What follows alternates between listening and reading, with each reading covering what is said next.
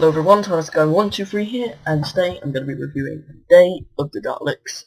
So this is my first review of the new year, so I thought I'd start with the Dalek story. And yeah, well, let's dive right into this. So this is the first kind of Doctor Who story that has a timey-wimey plot, I guess, as would be said in modern Who.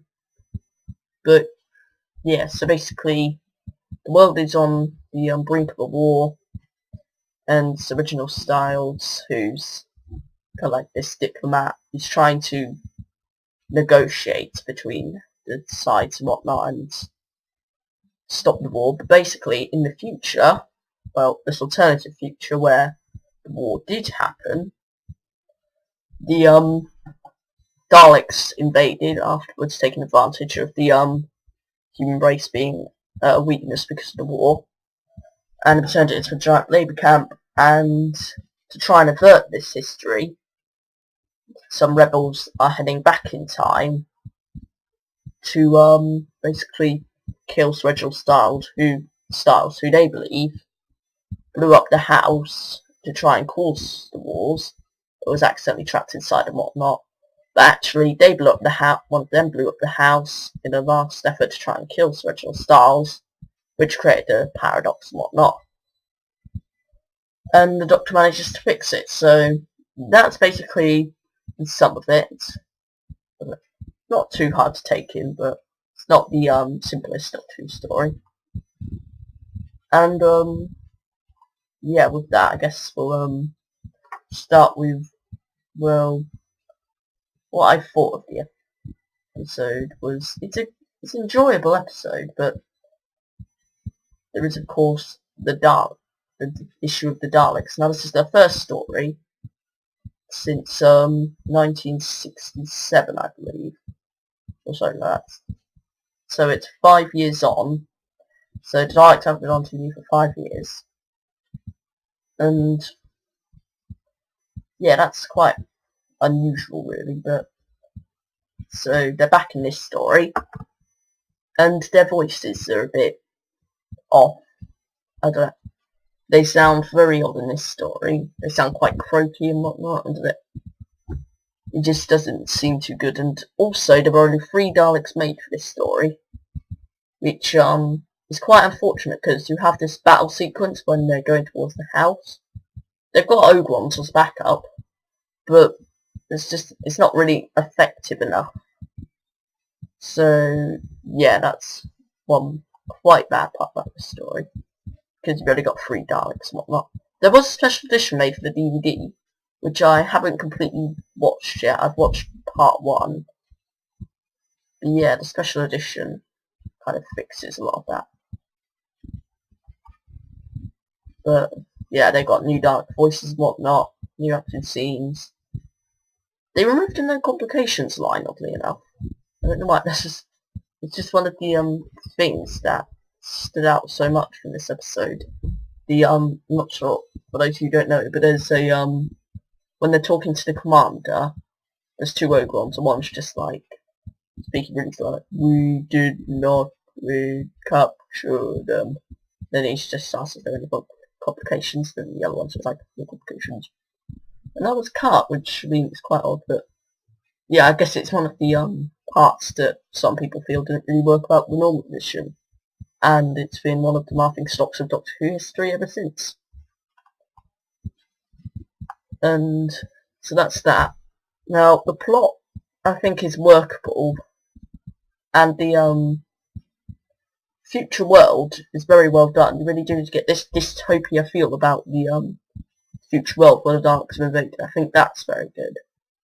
That's enjoyable.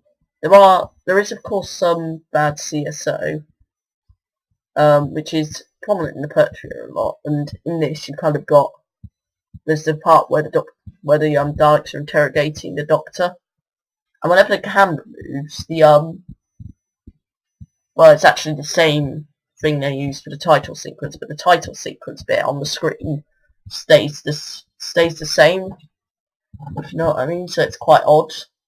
That's a bit jarring. And also just the fact that it's a title sequence as well. And then when it cuts, and because that's a cliffhanger, when the actual scene disappears, that just shows up, and you still see the bit that you could see on the screen, which is quite funny. And also some of the bits creep through the other parts of the scene as well.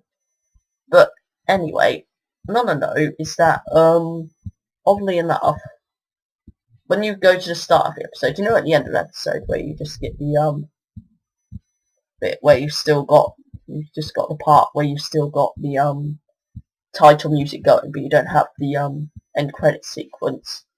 Well, that still appears, and it just cuts and goes on to a new scene, which is quite jarring, I think. But anyway, it's not too bad.